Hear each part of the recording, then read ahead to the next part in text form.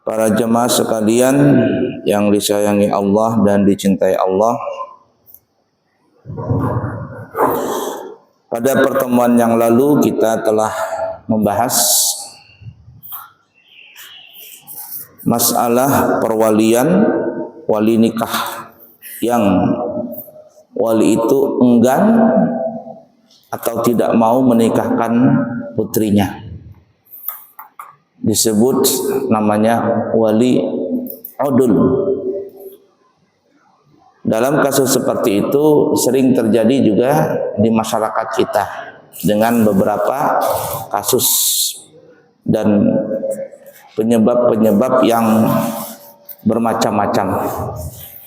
Apabila terjadi kasus seperti itu, pada pertemuan yang lalu kita katakan maka yang mengambil alih perwalian wali nikah itu adalah wali hakim.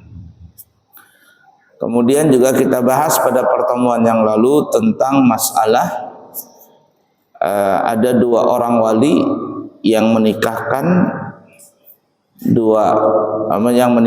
perempuan, maka siapa yang duluan menikahkan itulah yang sah nikahnya. Ini terjadi pernah di zaman Syekh Muhammad Arsyad Al-Banjari. Ya, kita sudah ceritakan kasusnya, tapi untuk zaman sekarang ini kayaknya hampir tidak pernah lagi terjadi. Kalau zaman dulu bisa, karena zaman dulu minim daripada komunikasi, daripada telepon ya, atau zaman dulu jelas belum ada HP, belum ada WhatsApp dan sebagainya. Nah, itu pernah terjadi di zaman Syekh Muhammad Arsyad Al-Banjari 200 tahun yang lalu ya. Baik, sekarang kita lanjutkan permasalahan yang baru tentang wali gaib. Apa yang disebut wali gaib itu ya?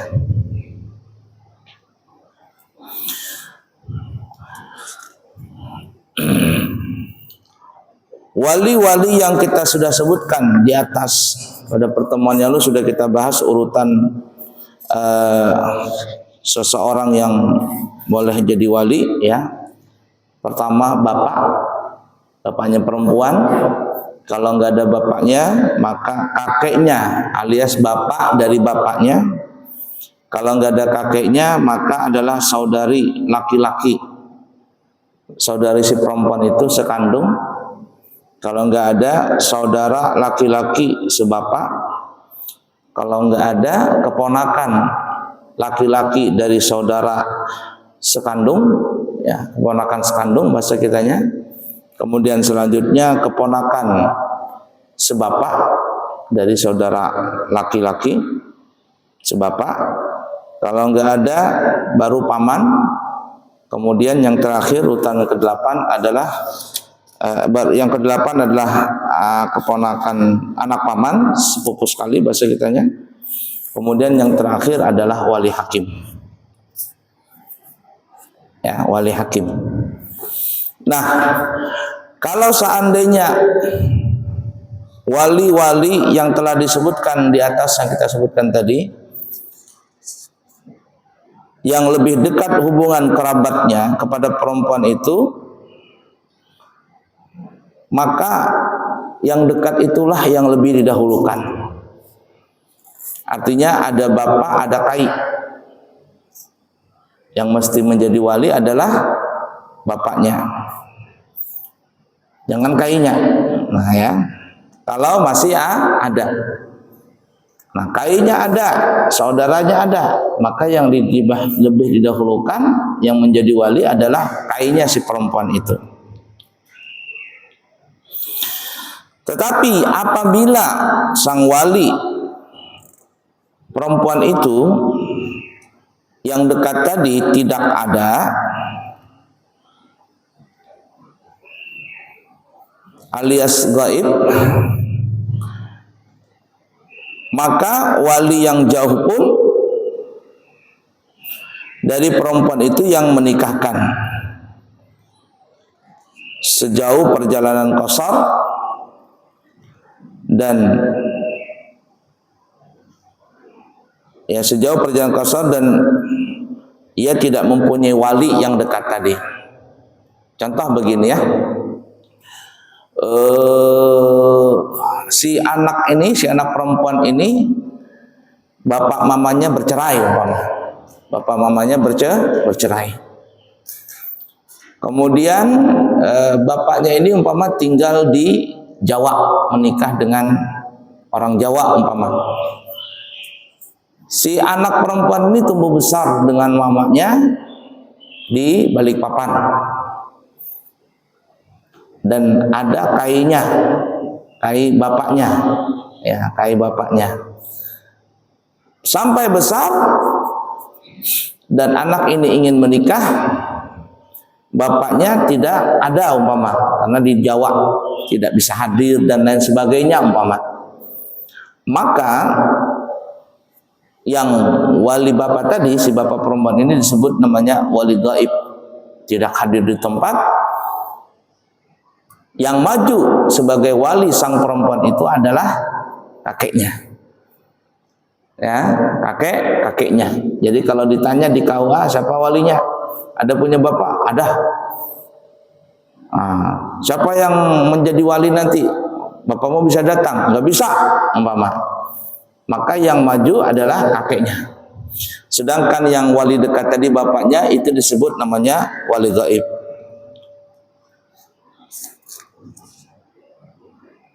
Ya.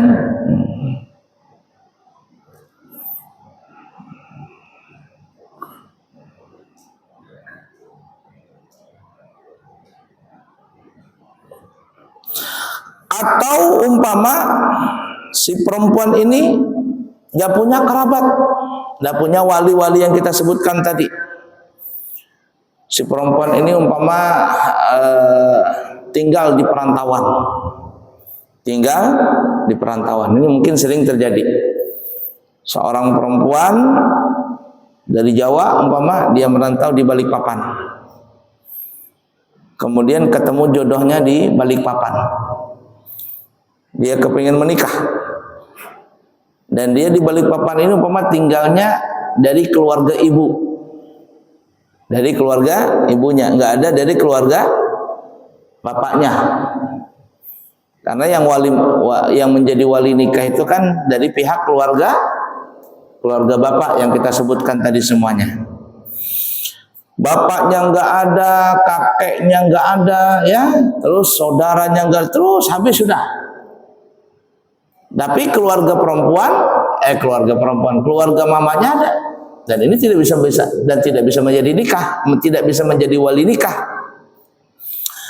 Semuanya keluarga bapaknya ini, ya, bapaknya dia, kakeknya dia, kemudian saudaranya dia, sekandung nggak ada, saudara sebapak nggak ada, keponakan laki-laki sekandung nggak ada, keponakan laki-laki sebapak nggak ada, ya. Kemudian apalagi tadi anak paman nggak ada, habis sudah semuanya. Pokoknya keluarga bapak nggak ada, dia tinggal dengan keluarga ibunya di Balikpapan nih. Dalam kasus seperti ini umpama, maka boleh diambil wali tadi oleh wali hakim. Walaupun bapaknya itu ada di Jawa, kakeknya ada di Jawa, ya, bukan nggak mau menikahkan, tapi karena jauh saja. Karena jauh, nggak mau datang, nggak bisa datang, atau apalah, mungkin datang juga bisa datang, tapi ongkos pesawat mahal, atau nggak ada kendaraan. Nah, itu bisa terjadi itu. Sedangkan hari pernikahan itu telah ditentukan, bisa terjadi itu. Itu tahun lalu, ya, tapi bukan kasus pernikahan, ya. Tahun lalu waktu saya mengambil visa haji, ya, visa ziarah haji tahun lalu itu setelah Idul Fitri. Jadi setelah Idul Fitri berapa hari langsung berangkat.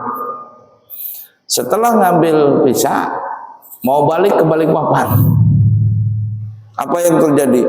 Tiket pesawat habis. Padahal pesawat ada, tapi tiketnya habis, diborong sama pegawai-pegawai yang kembali lagi bekerja di Balikpapan. Habis tiket itu.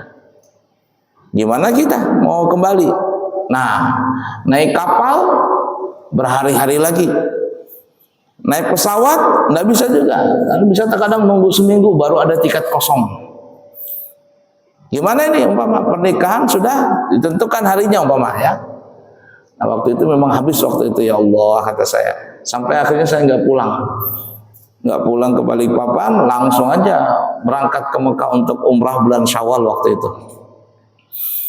Ya, nah umpama ada kasus seperti itu, wali si perempuan ini nggak bisa datang dengan macam-macam sebab lah, maka perempuan itu boleh dinikahkan oleh sang hakim, diambil alih oleh sang hakim.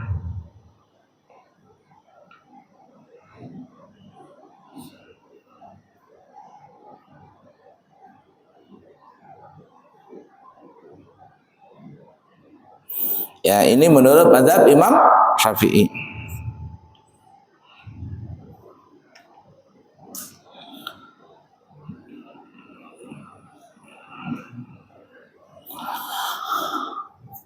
Atau umpama wali yang jauh ada.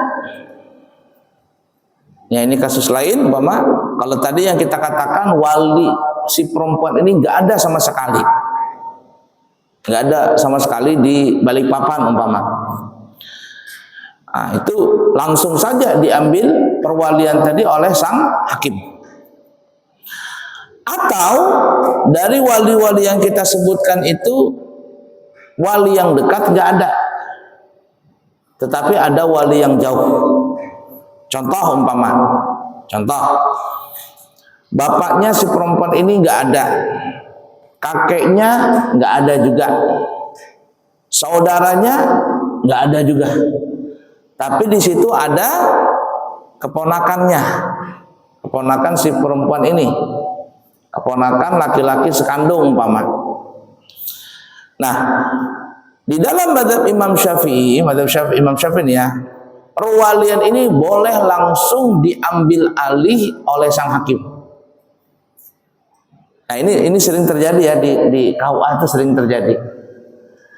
Jadi kepala KUA nanya, nanti kamu nikah ada bapakmu enggak? Oh, bapak di luar daerah. Kakekmu ada enggak di luar daerah? Saudaramu ada enggak di luar daerah umpama? Cuman ada keponakan saja. Nah, kata wali hakim, kepala KUA, kalau begitu saya menikahkan. Artinya walaupun ada wali yang jauh, si wali hakim ini boleh langsung mengambil perwalian itu, walaupun tidak ada persetujuan dari si wali yang jauh tadi. Mudah dipaham kira-kira ya? Nah, boleh diambil langsung perwalian itu oleh sang hakim, walaupun ada wali yang jauh, wali yang dekat nggak ada, tapi ada wali yang jauh. Ini boleh diambil langsung perwalian itu oleh sang hakim tadi. Ini menurut mazhab Imam Syafi'i. Nah,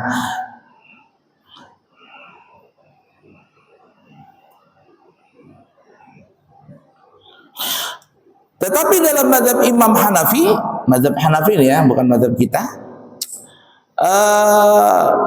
hakim itu tidak bisa menikahkan langsung si perempuan itu kalau seandainya wali yang jauh itu masih ada.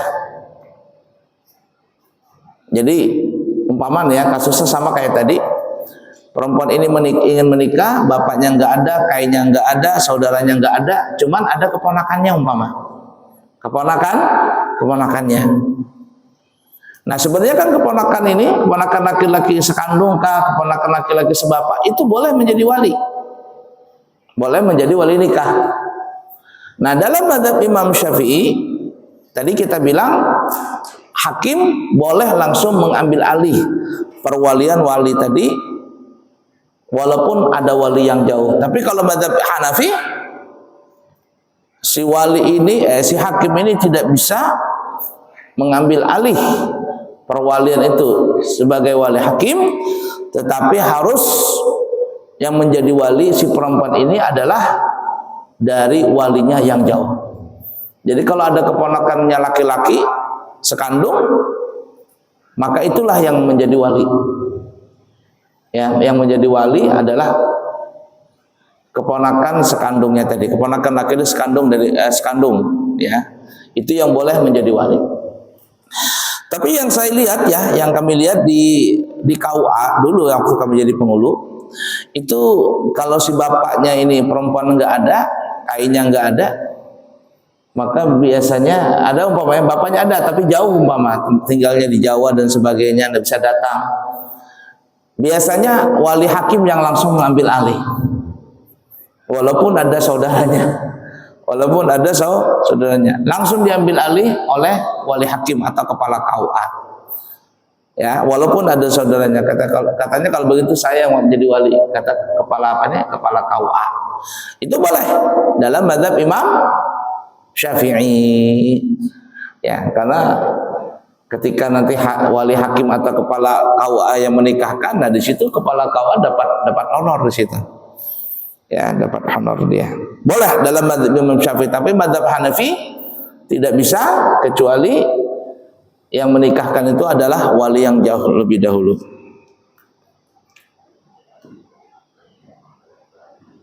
Ya.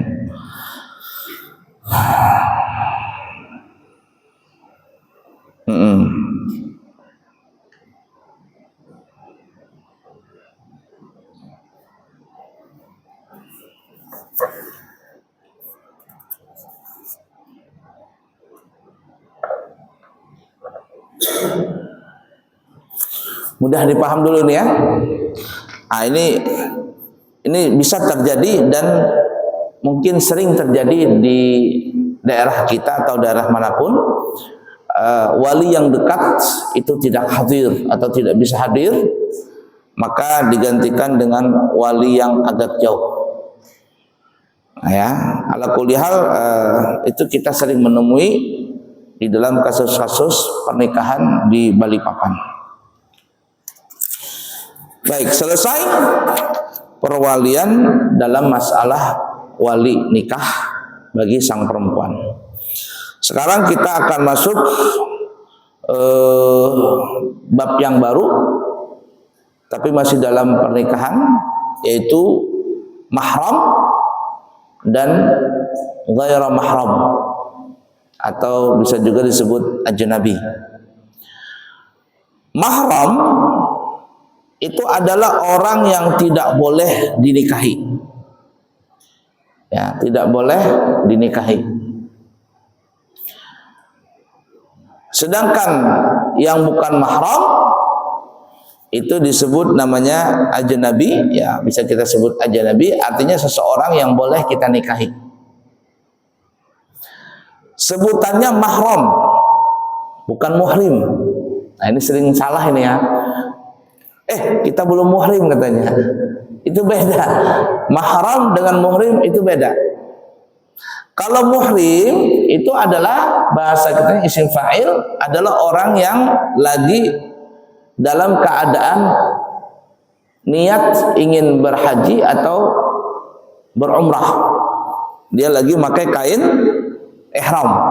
Itu disebut namanya muhrim. Orang yang lagi berihram. Kalau mahram adalah seseorang yang tidak boleh dinikahi. Nah, jadi hati-hati nih kalimatnya nih. Terkadang nanya, kita bukan muhrim nih, bukan muhrim kalimatnya, tapi mahram, ya. Jadi harus tahu nih perbedaan antara muhrim dengan mahram. Jadi kalau mahram seseorang yang tidak boleh dinikahi, sedangkan muhrim adalah seseorang yang lagi berihram. Nah, lawanan daripada mahram adalah ghairu mahram, orang yang boleh dinikahi, atau bisa juga disebut namanya ajnabi, orang lain bahasa kitanya. Tapi kalau di dalam kalimat ajnabi itu, kalau kita keluar negeri, terutama di Saudi, disebut ajnabi itu ya berarti orang asing. Ya, kalau bukan penduduk asli, bukan orang Saudi, disebut ajnabi katanya. Nah, itu. Baik, mahram mahram nih ya, itu totalnya ada 18 orang. Mahram itu ada 18 orang. Dari 18 orang ini terbagi menjadi 3 kelompok. Menjadi 3 kelompok. Yaitu pertama mahram bin nasab. Mahram bin nasab itu adalah maksudnya mahram dengan sebab garis keturunan. Kelompok yang kedua, mohon maaf kita kembali, mahram bin nasab ini ada 7 orang, nanti kita sebutkan. Mahram dengan sebab garis keturunan, ikatan darah, ini ada 7 orang. Kelompok yang kedua disebut namanya mahram birradha'ah. Mahram dengan sebab susuan. Dengan sebab susuan. Radha'ah itu bahasa kitanya susuan. Umpama kita mengambil anak, baik laki-laki atau perempuan yang kurang dari 2 tahun, kemudian anak itu disusui oleh istri kita umpama, baik langsung ke badan atau tidak langsung ke badan, tetapi air susu istri kita diperas lalu diminumkan kepada anak tadi sebanyak 5 kali. Sebanyak 5 kali susuan, dan setiap kali susuan kenyang. Kalau mazhab kita Imam Syafi'i itu 5 kali susuan. Dalam mazhab yang lain seperti Imam Malik itu walaupun cuma setetes, walaupun sedikit sudah menjadi mahram. Ya. Ini namanya mahram birradha'ah. Mengambil anak, tapi syarat itu ya, anak yang diambil tadi dalam mazhab Imam Syafi'i, anak yang kurang dari 2 tahun, kemudian si anak ini menyusu dengan perempuan itu sebanyak 5 kali susuan, dan setiap kali susuan kenyang. Bagaimana kita tahu bahwa anak itu kenyang atau tidak kenyang? Nah, kata ulama, kalau dia menyusu dengan perempuan itu, susu blub blub blub blub blub blub blub blub blub, kemudian lepas susuan tadi, ya, si anak tadi itu melepas dari mohon maaf ya bahasanya, pentil susu dari sang perempuan tadi, pak begitu, kemudian dikembalikan lagi, mungkin ya lepas begitu atau apa, biar orang Banjar tergelimpas, terlepas mulutnya si anak bayi tadi. Nah, kemudian kalau dikembalikan lagi, si anak itu nggak mau, tentu dia nggak bisa ngomong ya, karena mungkin masih kecil. Itu ya, nggak mau dia, berarti anak itu sudah dikatakan kenyang. Tapi kalau seandainya terlepas, mulutnya terlepas dari pentil susu perempuan tadi, lepas umpama, kemudian dikembalikan lagi mulutnya si anak tadi, si bayi tadi itu ke susu, ke pentil susu si perempuan itu, ketika dikembalikan dia nyusu lagi, maka itu disebut namanya belum kenyang. Paham kira-kira? Belum kenyang. Dan ini yang menentukan kenyang atau tidaknya. Nah, kalau seandainya dia kenyang, maka terhitung namanya sekali. Tidur dia anak tadi. Nah, selang dapat 3 jam, bangun lagi dia. Anak nih. Disusuin lagi. Ya, nah, disusuin lagi sampai juga yang kita sebutkan tadi kenyang. Kalau dia kenyang berarti sudah 2. Dan seperti itu seterusnya sampai 5 kali susuan. Nah, para ulama mengatakan dalam mazhab kita Syafi'i, itu tidak disyaratkan sang anak tadi harus menyusu di dada si perempuan itu, tidak wajib. Artinya bisa saja si perempuan itu memerah air susunya, dimasukkan dalam botol umpama, lalu umpama ditaruh dalam kulkas dan sebagainya kan ya. Apabila sang anak itu menangis, kemudian diberikan susu tadi. Maka ini juga termasuk susuan namanya. Apabila si anak tadi kenyang, berarti sudah terhitung 1. Nanti menerus lagi, begitu seterusnya sampai 5 kali. Di Jakarta, kalau tidak salah, saya pernah ngelihat di TV ya, kalau tidak salah di Jakarta, itu di Jakarta ada tempat donor ASI.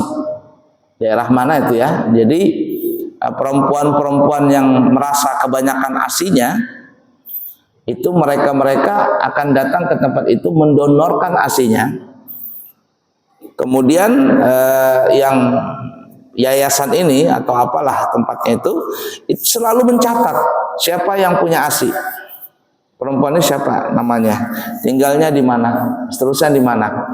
Nanti ada orang-orang yang punya anak, yang ibunya ini nggak punya air ASI, mereka datang ke sini meminta air susu tadi. Nah, jadi dicatat juga nama anak itu, siapa bapaknya, siapa mamanya. Nanti setiap kali nanti datang tuh. Nah, nanti kalau sudah seperti itu diketemukan keluarga si anak ini dengan si ibu yang punya air susu. Nah, Bu, nah ini yang punya air susu ya. Ya. Nah, ini anak yang disusui. Nah, ini yang disebut namanya mahram birradha'ah. Maka si anak ini yang disusuin, hati-hati nih.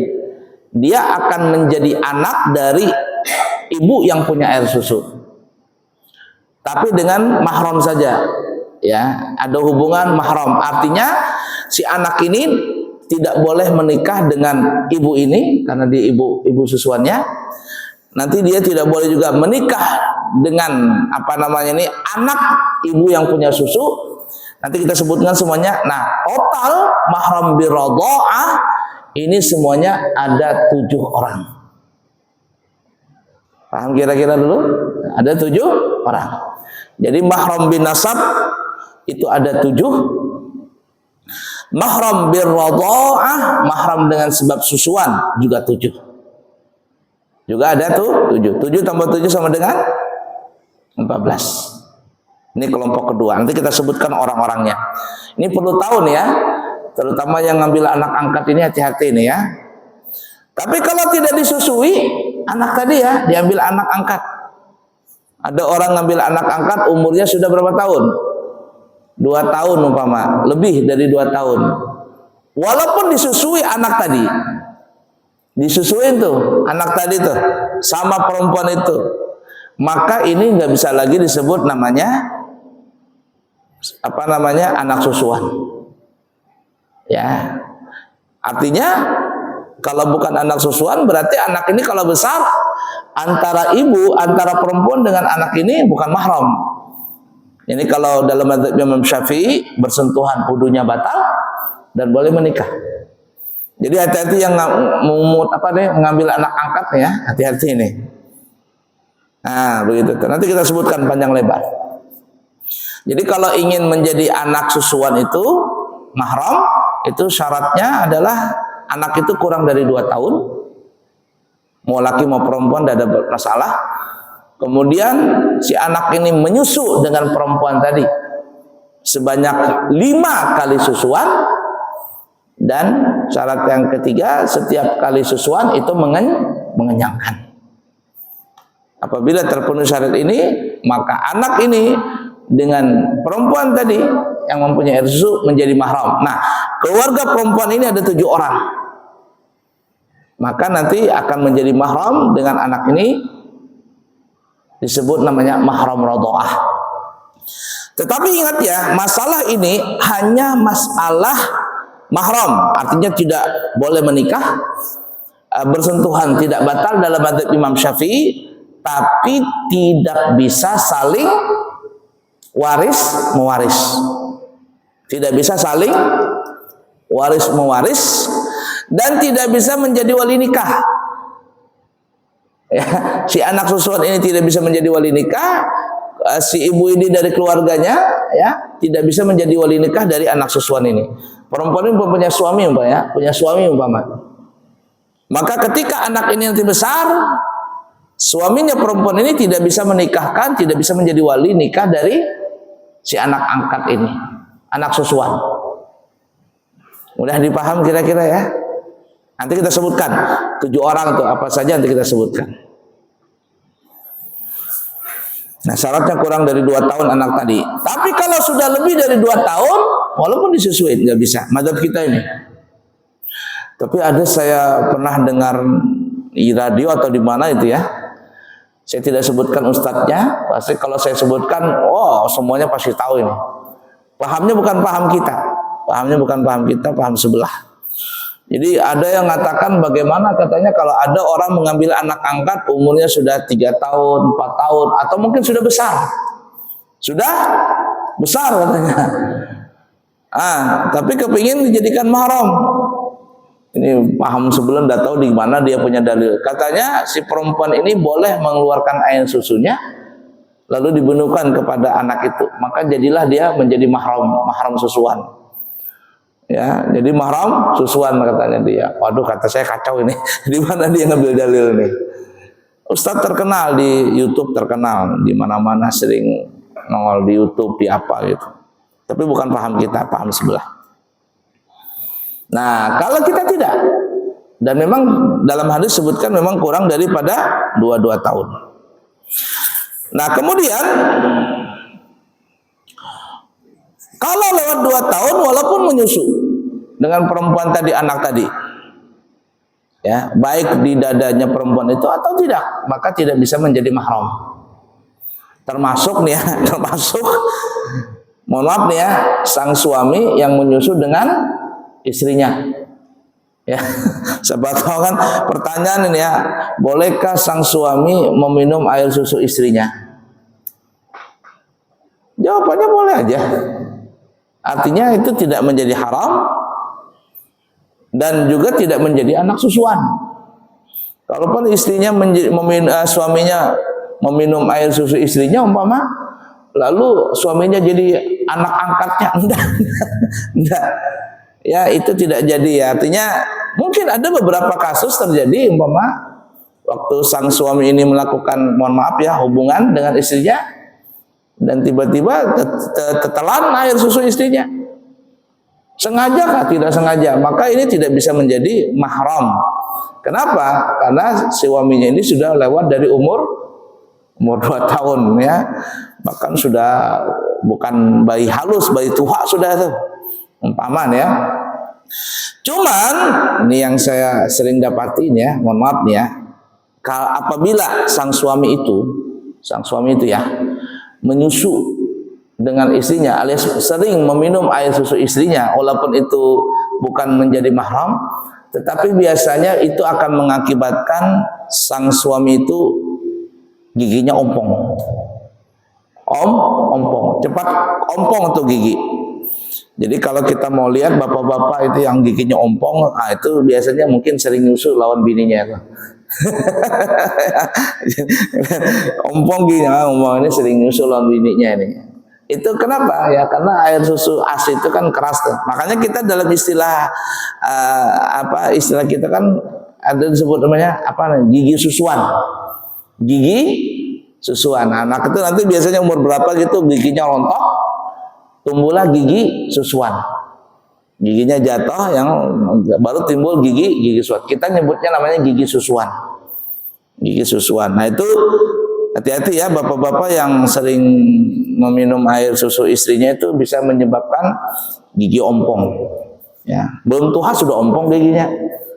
Ya, tidak ada kasus apa-apa. Kalau ada juga orang ompong karena naudzubillah min dzalik, nasallallahu umpama dia jatuh ya, atau tuburukan dan sebagainya, naudzubillah min dzalik, nasallallahu rontok giginya.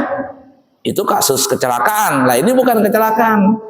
Tiba-tiba rontok aja gigi di depan ompong ya. Ya ini kebanyakan meminum air susu istrinya. 7 ya, kita kembali mahram biradha'ah. Kemudian selanjutnya kelompok yang ketiga adalah mahram bil musaharah. Mahram bil musahara ini bahasa kitanya mahram dengan sebab pernikahan. Apa jar orang kita? Besanan nggak? Nah, besan-besanan nih. Nah, ini ada 4 orang. Ada 4 orang. Jadi 7 tambah 7 sama dengan berapa? 14. Ditambah 4 lagi sama dengan 18. Nah, jadi kelompok yang ketiga mahram bil musahara dengan sebab bebesanan bahasa kitanya ini ada 4 orang. Nanti kita sebutkan ya semuanya. Tapi kalau kita kasih bocoran, salah satunya adalah anak mantu dengan mertua, itu nggak batal. Yang kita sering pernah bahas di sini di Arab Saudi ya. Bukan hanya di Arab Saudi, di mana-mana saja di Arab itu, yang mereka ngerti agama, majikannya itu ngerti dengan agama. Terutama orang-orang kaya ya, dan kalau majikannya itu ngerti dengan agama, biasanya mereka ini punya supir pribadi. Supirnya orang Indonesia dari mana-mana itu kan ya. Nah, supir ini biasanya mengantarkan bos laki, terkadang mengantarkan bos bini, jar orang Banjar. Nah, kalau dia mengantarkan, supir ini mengantarkan bos bini, terkadang berdua-duaan saja di dalam mobil. Ya. Nah, ini yang bisa terjadi sesuatu yang fitnah ya. Nah, itu biasanya ada orang yang mengerti, kalau mereka dia ngerti agama, supir ini biasanya dinikahkan oleh bos lakinya dengan anak perempuannya yang masih kecil. Jadi dinikahkan, tapi setelah dinikahkan dicerai. Jadi kata majikan ini mungkin sudah akrab dengan supirnya, sudah kayak dianggap keluarga, katanya, saya nikahkan kamu dengan putri saya itu yang masih kecil, yang mungkin umur masih 1 tahun 2 tahun begitu, dinikahkan. Setelah dinikahkan diceraikan langsung. Maka si supir ini menjadi mantu dari majikannya, dan majikannya itu menjadi mertua dari sang supir tadi. Nah, setelah itu antara supir dengan istri majikannya ini, jar orang Banjar bos bini, itu berdua-duaan tidak lagi masalah. Artinya ini ibarat kata antara mertua dengan mantu. Ini mahram namanya. Mahram mu'abbad. Arti mahram mu'abbad itu artinya selama-lamanya menjadi mahram. Tidak batal wudunya, tidak boleh menikah, tetapi tidak saling waris-mewarisin. Ya, itu mahram mu'abbad namanya. Jadi supir ini sudah, kalau dia membawa majikan bos bininya itu tidak apa-apa lagi, nggak berdosa. Ada seperti itu, kasus-kasus seperti itu ada, dan beberapa kasus kami pernah dapati seperti itu. Ada juga umpama seseorang nih ya, sering karena akrab dengan keluarga si laki-laki ini, umpama dia ustadz atau kiai, sering datang ke keluarganya si orang ini. Kemudian karena sering, pokoknya dia kayak dianggap keluarga lah sudah. Nah, terkadang si ustadz ini, guru ini atau habib ini sering masuk ke dapur atau apa. Nah, itu dia mengerti, katanya si ulama ini katanya, Pak, kita ini kayak sudah keluarga. Saya juga tidak enak nih keluar masuk terus nih. Kata tuan rumah, ada apa-apa katanya, biasa aja, kita sudah keluarga. Tapi kita tetap aja bukan mahram. Gini saja katanya, bagaimana saya menikah dengan putri bapak? Tapi hanya sebatas menikah begitu. Setelah menikah cerai. Jadi setelah menikah bercerai.